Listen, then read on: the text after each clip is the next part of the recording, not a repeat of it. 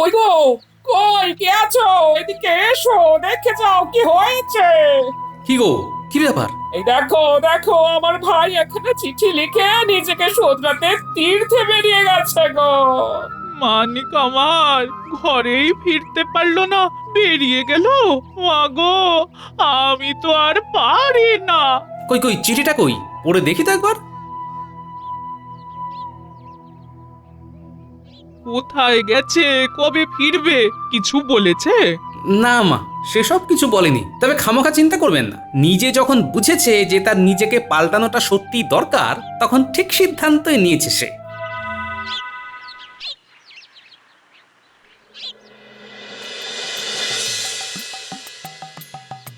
উফ, কি গা হাত পা ব্যথা করছে রে বাবা।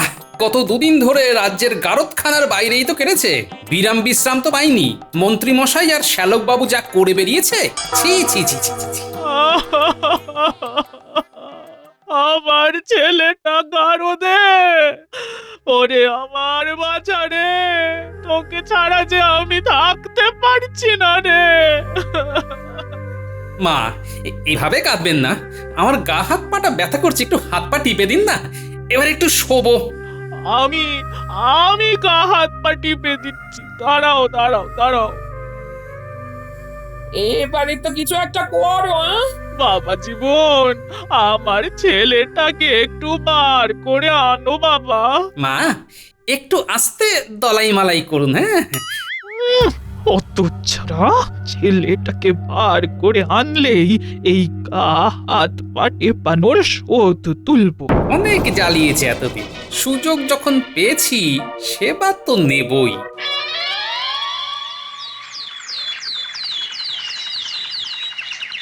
আজকে বেতন পাবো, মনটা আলাদাই ফুরফুরে লাগছে।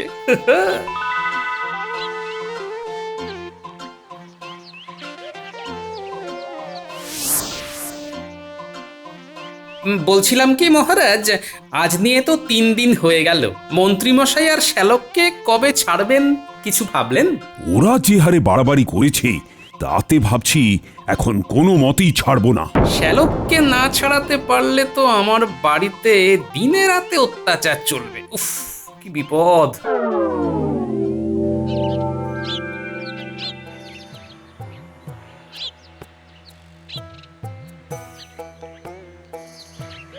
আজ কেউ ছাড়াতে পারলে না?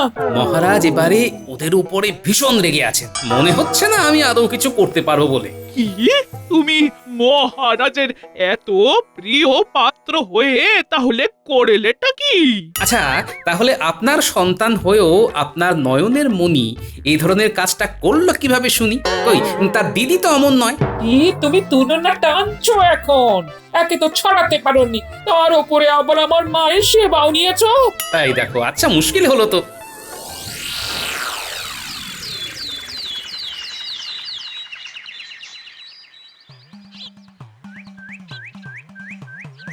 না না না না, এর একটা বিহিত করতেই হবে। আরে এইভাবে কাজ করা যায় নাকি? গারদের ভিতরে তাই দুই পাগলের তাণ্ডব করছে। হত ছাড়াদের মারা যায় নাকি এভাবে? যা বলেছিস, মহারাজকে আজ বলতেই হবে। কি ব্যাপার হে, কিছু সমস্যা হয়েছে নাকি? তোমরা সবাই এত উত্তেজিত কেন?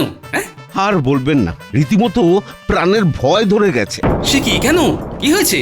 গারদের মধ্যে মন্ত্রী মশাই আর আপনার শালা মারপিট করছে নিজেদের ভিতরে, আর আমরা কেউ কিছু বলতে গেলেই গারদের ভিতর থেকে বাটি ঘটি যা পাচ্ছে ছুঁড়ে মারছে। এই সুযোগটাকে কাজে লাগাতে হবে। যত সব পাগল জুটেছে। দেখো, প্রাণ সংশয় নিয়ে কিন্তু কাজ করা যায় না, তাই ওরা গারদের মধ্যে আবার যদি কিছু করে তাহলে শেষবারের মতো তোমরা চোখ রাঙাবে। রাঙিয়েও কিছু হয়নি, অনেক ধমকেছি। আচ্ছা আচ্ছা, তাহলে মহারাজকে গিয়ে বলো যে ওদের ধরে পাহারা দেওয়াতে গেলে হয় উনি তোমাদের বেতন বাড়াক, আর না হলে ছেড়ে দিক। ঠিক ঠিক ঠিক ঠিক, ঠিক, আমরা আমরা আজই আজই বলবো। মন বলছে আজ মন্ত্রী আর শালাবাবু ছাড়া পাবেই পাবে, কারণ মহারাজ ওদেরকে পাহারা দেওয়ার জন্যে পেয়াদাদের বেতন বাড়াবেন না।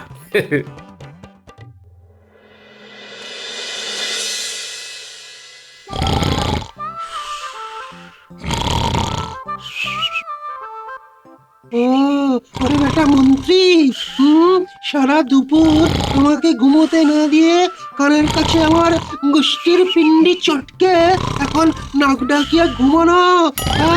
দেখাচ্ছি দেখাচ্ছি মজা। এই এই এই কে রে, কে রে, কে কে কে কে আমার চুল ধরে টানছে? উহ, আরে মাত্র এই কটা চুল আমার। আরে আমি টানছি রে বেটা পাজি ব্রো। আমি আজ তোর সব চুল টেনে উঠিয়ে দেবো। এই এই ছাড় ছাড় ছাড় বলছি, ছাড়। ওই দেখ পাগল দুটো আবার শুরু করেছে। চল তো চল, এবারে ঠ্যাঙাই। বলছি রাজ্যের মন্ত্রীর গায়ে হাত দিলে কিছু আবার হবে না তো রে? কি আবার হবে? হ্যাঁ, ওরা এখন আমাদের কাছে ওই গারদের বন্দি, তাই বাড়াবাড়ি করলে কয়েক হাত দিতেই হবে।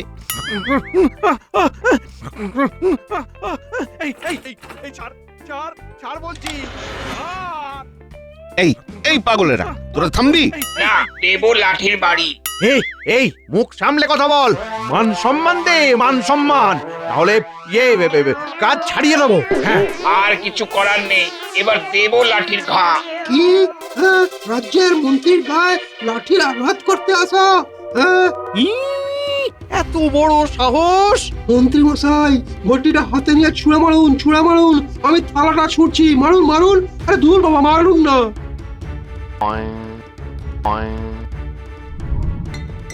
ওরে বাবারে, ওরে বাবারে, চলে দিল রে, ওরে বাবারে।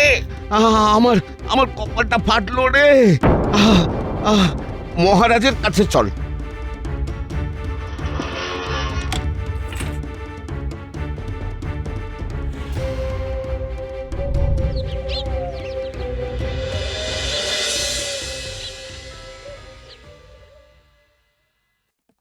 মহারাজ মহারাজ মহারাজ, মহারাজ বাঁচান আমাদের। এ কি, তোমাদের কি হয়েছে? কেউ কি আঘাত করেছে নাকি? আমরা আর এইভাবে পাহারা দিতে পারবো না মহারাজ।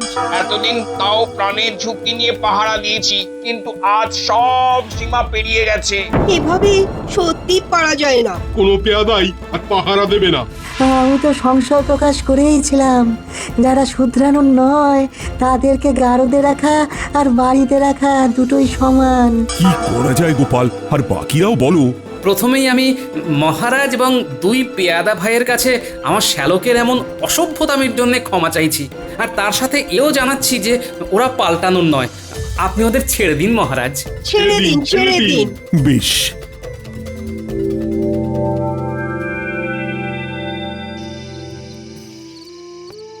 মহারাজ, আমাদের কারাগার থেকে মুক্তি দেওয়ার জন্য অসংখ্য ধন্যবাদ। তোমরা শুধরানো নয় বলেই বাধ্য হয়ে মুক্তি দিয়েছি। যাকে যাক, তোমাদের সাথে আর বেশি কথা বাড়াতে চাই না, তোমরা এখন যাও। মহারাজ, পেন নাম নেবেন। গারদের ভিতরে ওই শুধরাইনি ঠিকই, কিন্তু আমি এইবার বাইরে থেকেই ঠিক শুধরে যাব। দেখবেন একদম শুধরে যাব। অনেক হয়েছে, এবারে বাড়ি চলো।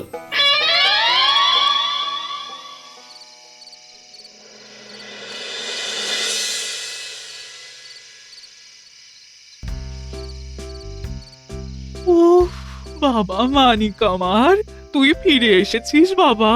এতে যে আমি কি খুশি হয়েছি তা তোকে কি বলবো।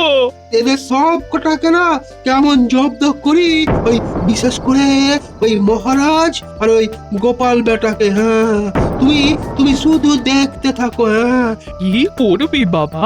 আরে আপাতত কালকে একটা চিঠি লিখে দিয়ে একেবারে ওই যাকে বলে ভরং করে নিজেকে শুদ্ধ করে তীর্থে যাচ্ছি বলে বেরিয়ে যাব মা।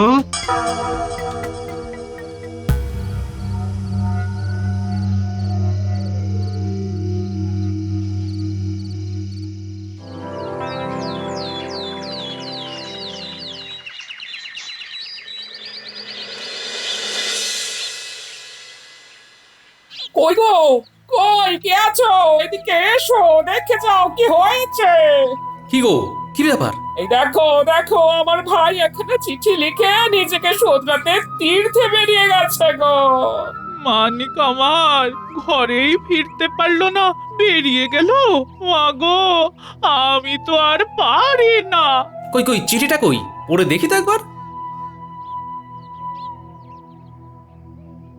কোথায় গেছে, কবে ফিরবে, কিছু বলেছে?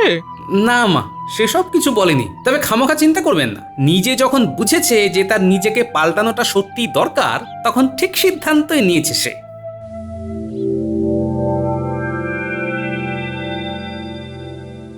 ওমা, বলি তুমি কি আমার নীল শাড়িটা তুলে রেখেছো?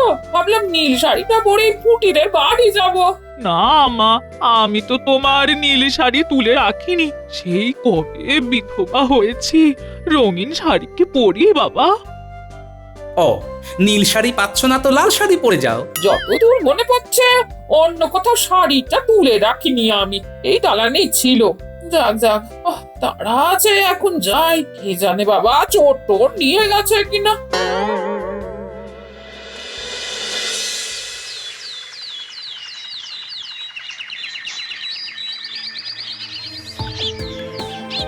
তাহলে উজির, তুমি বলছো কৃষ্ণচন্দ্রকে জব্দ করতে গেলে মন্ত্রীর বুদ্ধিতে কাজ হবে না, কারণ কৃষ্ণচন্দ্রের রক্ষক গোপাল আছে বলে। আগে হ্যাঁ জাহাপানা। আসতে পারি নবাব বাহাদুর? আগে আমি ওই কৃষ্ণনগরের ওই গোপাল ভাঁড়ের শ্যালক। এখানে এসেছি ওই আপনাদের সাথে একটু কি বলে ওই হাত মেলাতে। কেন? মন্ত্রীর মুখে শুনেছি যে আপনারাও নাকি ওই কৃষ্ণচন্দ্রকে জব্দ করে ওই গদি ছাড়া করতে চান। আমিও না সেইটাই চাই, তাই আজ এখানে ছুটে এসেছি। তা তোমার এই রকম মনোভাবের কারণটা কি শুনি? আসলে কি হয়েছে জানেন, উনি না আমার বিগত বেশ কয়েকদিন ধরে না ওই জেল খাটিয়েছেন, বুঝলেন। ওই আমি যদি ওই তাকে ওই গোটা রাজ্যবাসীর সামনে চরিত্রহীন প্রমাণ করতে পারি, তাহলে তাহলে ভেবে দেখুন নবাব বাহাদুর, আপনার তাকে গদি ছাড়া করতে কতটা সুবিধে হবে। চরিত্রহীন? বাবা, কি ধুরন্ধর হে তুমি! কিভাবে সেটা প্রমাণ করবে? আরে বাবা, একটি স্ত্রী লোক সেজে রাজার সাথে এমন বার্তালাপ করব না যে রানীমা রাজাকে সন্দেহ করবেন। এবারে খুব সোজা, জলের মতো। সফলতা পেলে তুমি কি চাও নবাবের থেকে? আগে কি আর চাইব, কৃষ্ণনগরের রাজ সিংহাসনটাই দিয়ে দেবেন, নিয়ে নেবো। বেশ, তবে লেগে পড়ো।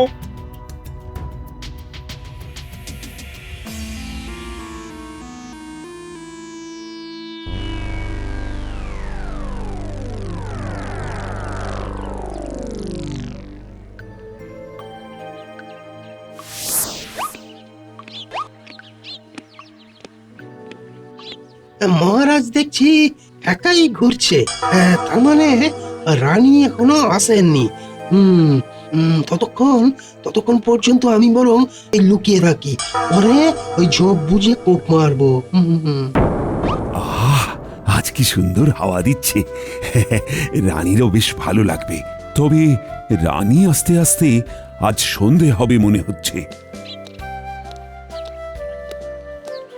আরে ওই তো রানীমা আসছেন। যাই যাই, খেল শুরু করি। ওই তো রানী আসছে। এই তো তুমি। আমি সেই কবে থেকে তোমার সাথে দেখা করব বলে অপেক্ষা করে আছি। এই আপনি কে? এখানে ঢুকলেন কি করে? ও মা, চিনতে পারছো না আমায়? আমি তো তোমার একমাত্র কমলা। কি সর্বনাশ! কোন কমলা? আমি তো আপনাকে চিনি না। যান বের হয়ে যান। একে এই মহিলাটিকে, উনি আপনার গায়ে এভাবে পড়ছেন কেন? আমি জানি না রানী। রানীমা মিথ্যা কথা বলছেন আপনাকে। আমি কে? উনি আমার কে হল, এসব কিছু উনি জানেন রানীমা, সব জানেন। এই তুমি কে একটু দেখি, সামনে ফেরো তো দেখে। না, আমি শুধু মহারাজকেই আমার মুখ দেখাই, অন্য কাউকে না। কি সর্বনাশ! মুখ ফেরাবে না মানে? আমি তোমার মুখ দেখেই ছাড়বো, দেখে। না,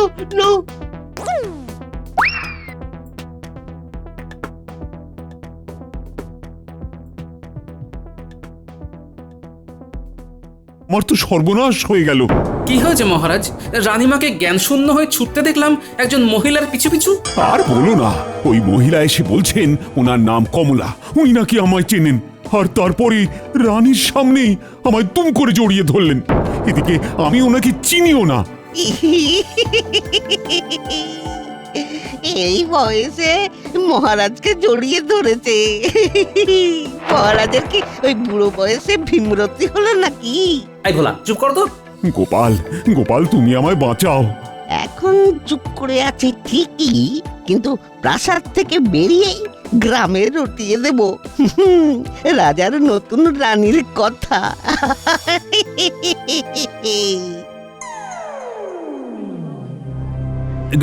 রানী রানী রানী এভাবে চলে যেও না, আমার কথাটা শোনো। আমার আর কিছু শোনার নেই মহারাজ, আপনি এতটা নিচে নামলেন ভাবতে পারছি না। রানীমা এভাবে একা যাবেন না, আমার মনে হয় মহারাজের সাথে কেউ কৌতুক করেছে। যা প্যাচ দিয়েছি না রাজাকে, উফ, সে এখন পাকে পড়েছে। কত লোক এসেছে রঙ্গ দেখতে, রানীমা আবার চলেও যাচ্ছে। উফ, রানী যেও না, রানী। রানী বেরোলেই না একেবারে খপ করে ধরে ডেরায় নিয়ে গিয়ে গুম করে রাখবো। কি হবে বলো তো গোপাল, রানী তো চলে গেল। সারা রাজ্য ভাবলো আমি চরিত্রহীন রাজা। আমাকে বাঁচাও গোপাল, বাঁচাও। মহারাজ আমি যথাসম্ভব চেষ্টা করব সবার সামনে আপনাকে সৎ চরিত্রবান প্রমাণ করতে। আমি নিজে রানীমাকে বোঝাবো।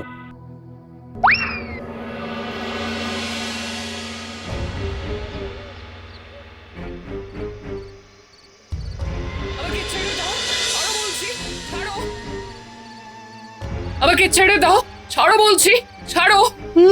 কচি ছাড়বো, আমায় জেলের ঘানি টানতে হয়েছে। হ্যাঁ, তাই আপনাকে আমি ওই গুম করে কষ্ট দেব, আর আপনি হুম হুম করবেন।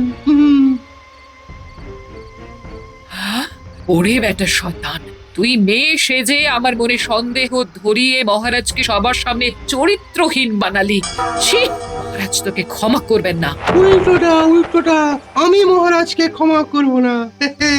আরো কি কি হয় শুধু শুধু দেখতে থাকুন, বুঝলেন রানীমা? শুধু দেখতে থাকুন।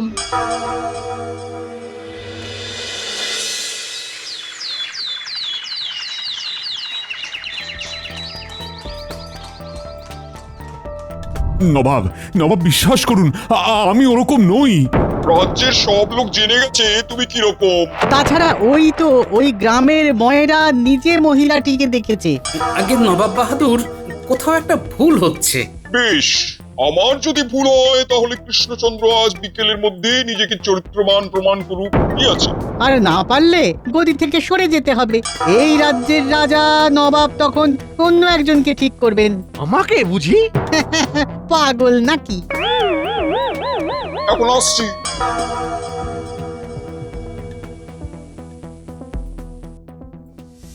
ও গোপাল, কিছু একটা করো না। আমি আসছি মহারাজ, দেখছি কি করতে পারি, কিন্তু বেশিরভাগটাই নির্ভর করছে রানীমার উপরে।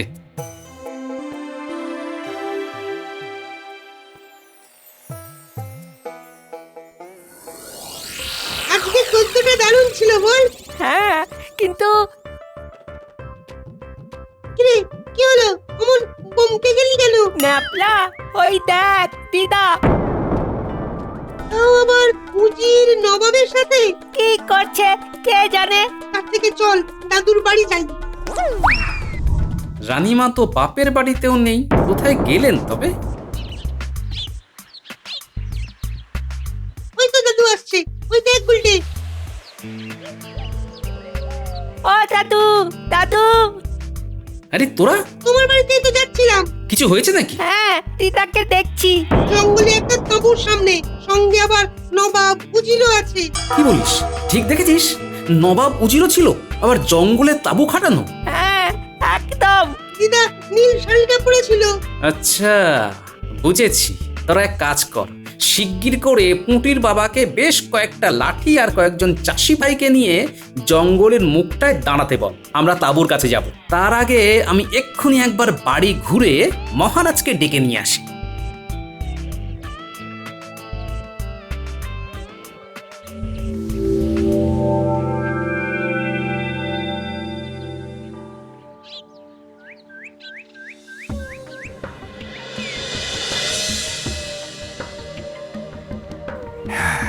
তুমি ঠিক বলেছ গোপাল, রানীকে ওরা গুম করেছে।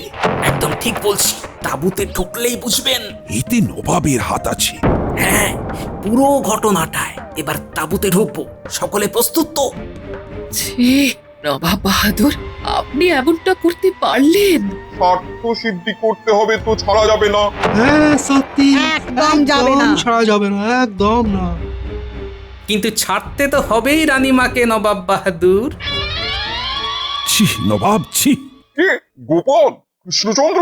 মহারাজ, আমায় রক্ষা করুন মহারাজ।